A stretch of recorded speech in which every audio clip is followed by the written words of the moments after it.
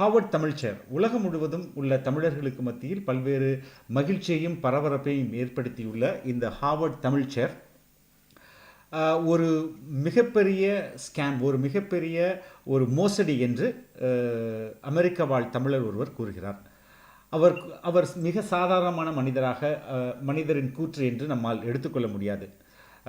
அமெரிக்காவில் உள்ள தலைச்சிறந்த விஞ்ஞானிகளில் ஒருவரும் இமெயிலை கண்டுபிடித்த தமிழருமான திரு சிவா ஐயாதுரை அவர்கள் ஹார்வர்ட் தமிழ் சேர் ஒரு மிகப்பெரிய மோசடி என்று கூறுகிறார்.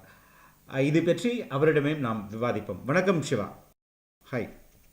வணக்கம். ஓகே, நீங்க சொல்றீங்க இந்த தமிழ் சேர் வந்து இட்ஸ் a big scam அப்படின்றீங்க. what made you to say that? The reason it's a big scam, Felix, is first we need to understand what is Harvard. Right, this is a very, very important question. Throughout the world, everyone thinks Harvard is some great and prestigious institution for research and education, right? Mm-hmm. That's what you probably believe, and that's what a lot of people believe. Mm-hmm. And the reason people believe this is because this has been part of a active propaganda campaign done by Harvard. Mm-hmm. But when you actually look at what Harvard is, which many of us in Cambridge, I've been in Cambridge since 1981. Mm-hmm. I came here in 1970 as an immigrant. I went to MIT. I've been in this area nearly 36 years, mm-hmm. almost 40 years of my life. Mm-hmm. Did 4 degrees at MIT. So Harvard is right down the street from MIT. So I know what Harvard is. And when you really look at it, and you look at the finances of Harvard, Harvard is fundamentally a hedge fund. A hedge fund, a Wall Street hedge fund. It's an investment fund. It has a university, but that's just a very, very small part of its business. Mm-hmm. Meaning, if you really look at Harvard, $2 billion, maybe $3 billion goes to support the university operation, administration, etc. But the real back end or the front end of Harvard is a $40 billion Wall Street hedge fund. What is a hedge fund? A hedge fund, essentially, you and I can start a hedge fund, Felix. We can take money from other people, and then we invest it in real estate, in stocks and bonds, gold, jewelry, diamonds in Africa, and then we get returns. And those returns go back into the hedge fund. In a typical hedge fund, we would get to keep 20% of the returns, and 80% gets returned to the investors. Do you follow? Yeah, I do follow. That's what a hedge fund is. See, it is not Tamil alone.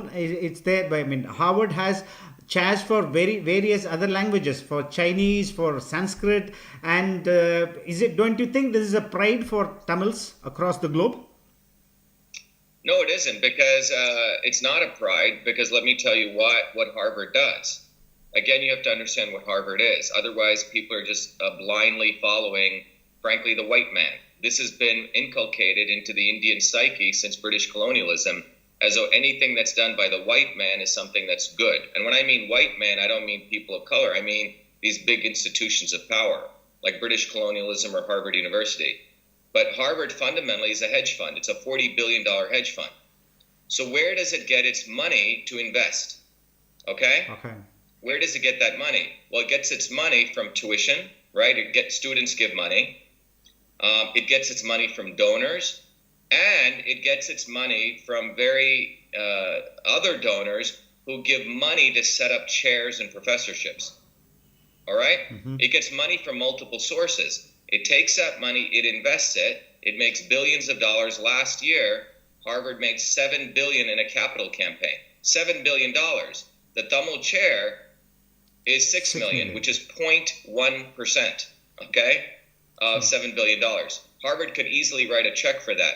But what Harvard does is it takes that money and it spends a substantial portion of it in marketing with their nice Harvard logos, making people believe that they are this great institution for research and education. Like you said, make people think that it's a pride to be part of Harvard. But what Harvard does is it has its intellectuals who, in history and language, anthropology, they actually rewrite history. Okay? Yeah. So consider the opportunity, quote unquote opportunity, for our Tamilians. Okay?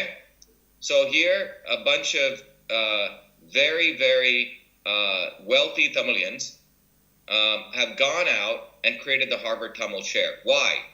Because 30% of admissions into Harvard is what is called legacy admissions. Legacy. From what that means is 30% of people get into Harvard based on not what they've done, but who they know. Okay? So that means if you, for example, Felix, give Harvard, a check for $10 million, I guarantee you and your children will get preferential treatment into admissions. You follow? Yeah, I do. So this guy, Johnny Karaman, gave 500,000, right? Kamal Hassan gave 20,000. All of these people, many of them who are not intellectuals, really are not that smart, want to be associated with Harvard because they think it increases their brand value. Do you follow? That's what this is about. So all these celebrities, many of them who are frankly not that smart, right? You mean to say Kamal Hassan is stupid to fund for the Harvard Tamil Chair? Oh yeah, he's absolutely stupid. He's absolutely stupid because I know Kamal. I've met with him. Kamal and I have had very deep conversations about oppression, about caste system. Yet, at the end of the day, he looks up to Harvard because he wants to increase his brand equity. Okay. Because he thinks Harvard is some great institution. Kamal has no idea what Harvard is, and he's coming to the Tamil conference tomorrow because he thinks it increases the brand value. Of Kamal Hassan. Harvard is a exploitative institution because let me tell you what's going to happen. And you can take this to the bank. This is what Harvard's going to do. They're going to have some, frankly, relative to the scholars of India, an idiot. If you look at this guy, I think Jonathan, I forget his name, Ripley. If you go to the videos, he's teaching. Yeah, I've seen the video. He's talking about Kai and Pai and Carl and all this. Yeah, I saw the video. We as brown-skinned people are going to elevate this white-skinned guy as though he's now going to teach us Tamil. Think about that. What that means is a PhD in Madras University or a PhD in Annamalai University in Tamil will be lower than a PhD coming out of Harvard who will be learning in the Kai, and the Kai. You follow? Yeah. And then they will start rewriting because they will have access to all the palm leaf manuscripts. That is what I'm going to ask you. You another allegation that you made. All our antiquities, all our artifacts will be accessed by Harvard. What is wrong in it? What is harm in it? And again, my question is: Harvard is technology wise, Harvard is a much more advanced institution than any other institutes. Why do you say that? Where do you get that? They produce the maximum. Where's your allegation about that? You just made a factual statement, Felix, saying Harvard is more advanced. Where are you getting that statement? And you're saying other people are not. Why, if that is the case, why are billions of dollars, why are Americans sending digitization to India? Okay? Why is outsourcing taking place in India? That's an absolutely false statement you just made. In fact, it's an ignorant statement. Don't take it personally. Harvard produces American Express, Citigroup, the biggest companies in the world are setting up in India to do their digitization, to do their data warehousing, to do their data mining, etc. It's because here it's the statement you're making because it's a false statement. Here the manual the labor is so cheap. That's why all the outsourcing process are happening in India. Let's not talk about that. No. Not only labor is cheap. The intellectual India produces more engineers. It has massive amount of intellectual talent. So this is what you're diminishing. You see, if you look at the history of India, up until 1800s, the British used to steal shipbuilding blueprints from India. And you have made another allegation that the Harvard is dominated by Hebrew people, and they will manipulate and rewrite the history of Tamil. That's another allegation that you made. No, I didn't. So you're making a false statement. So you need to correct that. I didn't say it's owned by Hebrew people. I said that the history is that the Tamil Brahmi script is actually older than the Hebrew script. Okay, and that people will attempt, chauvinists, not Hebrew people, but chauvinists who will try to show the preeminence of the Hebrew script as older than the Tamil Brahmi script, when the Tamil Brahmi script is actually older. That's the point that I've made. You see, it's pretty much well known that the Tamil language is probably the oldest language in the world. The civilization is probably the oldest civilization. But organizations like Harvard like to own history. Do you follow what I'm saying? Yep. They like to be the people who give the rubber stamp on what is true history and what is alleged history. So, for example, Tamil, Siddha, Vaidyam, all those things actually are together. They're not split, right? The Tamil language and the origin of Siddha medicine and the lifestyle culturally all come together. You know, it would be very easy for Harvard. Now they can say, oh, we have the Tamil chair. We are the experts in Tamil. Do you follow what I'm saying? True. Felix? Yeah. We are very stupidly, very in an enslaved mind, giving this institution, which actually is not that bright, the right to rewrite our history and give the rubber stamp of approval. This is the stupidity of it. And why is it being done? Because most of these people, the people who are contributing high dollars, want to have affiliation so their children and their grandchildren can get into Harvard.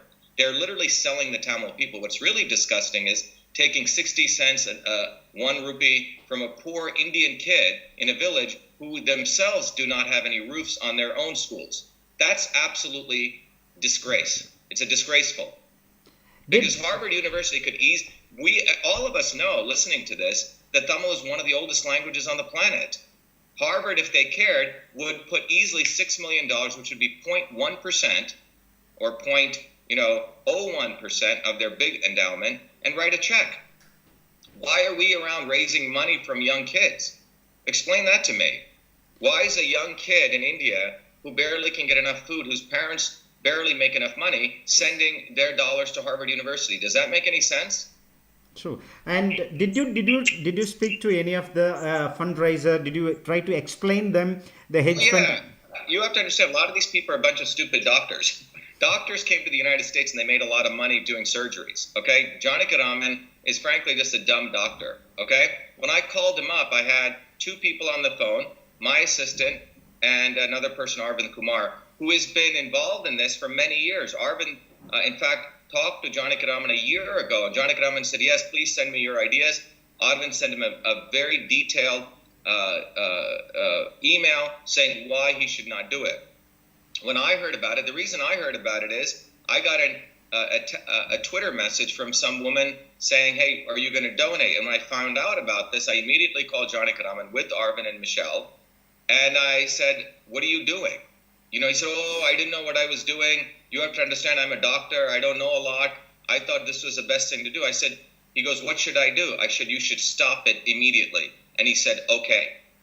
Mm-hmm. You see, a lot of these people came to America. You can make a lot of money in America doing surgeries, okay? Some of them are unnecessary. That's a different issue. Okay. But Janakiraman made a lot of money. He doesn't know what to do with his money. So one of his opportunities is to give it away. But he also, I guarantee you, is seeking benefits out of this. So the issue here is, why are these people giving money to Harvard versus taking that money, and if they truly care about the Tamil language, giving it to a Tamil institute where we as Indians or Tamilians come together? Look, the best software engineers in the world are Tamil software engineers. That's a fact. 40% of Microsoft is Tamilians. Don't you think we could build an amazing digital version of a Tamil university online? Don't you? Yeah, I do. Exactly. So why is that not being done? And that's, you have to follow the money. And these people have run a big propaganda campaign. I guarantee you it's quarterbacked out of Harvard. Mm-hmm. I mean, look, I've been in the United States since 1970. I have never seen anything so precisely well organized. I guarantee it wasn't done by these guys. It was organized by Harvard University using these stupid people to tell everyone what a great thing is to bring the Harvard brand. Okay, it's a prestige for the Tamil people. It's absolutely opening up our gates so they can steal it. Even China, when they set up the Chinese language chair, they imposed strict guidelines on Harvard. They're the ones who are dictating to Harvard who can be a professor. I don't know if you know that. You brought up China. We, on the other hand, these people are literally selling the Tamil people in the Tamil language without any type of constraints. Have you seen any of the contracts? What will be the terms of engagement? Have you?